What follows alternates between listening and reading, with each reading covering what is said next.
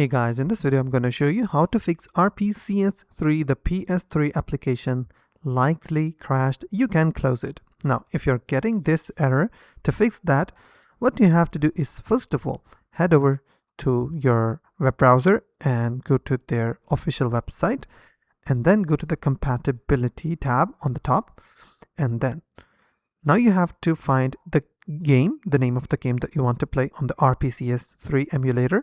So let's suppose if you want to play Joint Strike, and if the status of the game is marked as playable, then it means the game is playable. But if the game you're trying to play is not marked as playable on the status of the website of RPCS3, then you have an idea that why are you getting this error.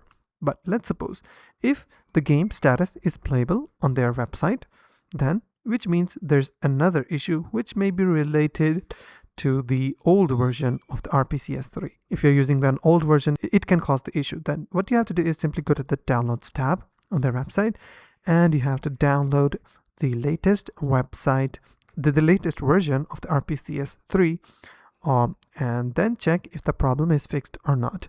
Let's suppose you have done everything right, but if the problem is still not fixed, then what you have to do, what I do, which is I usually go to the Reddit and type in, for instance, if the problem is related to the configuration, you can type in RPCS3 configuration.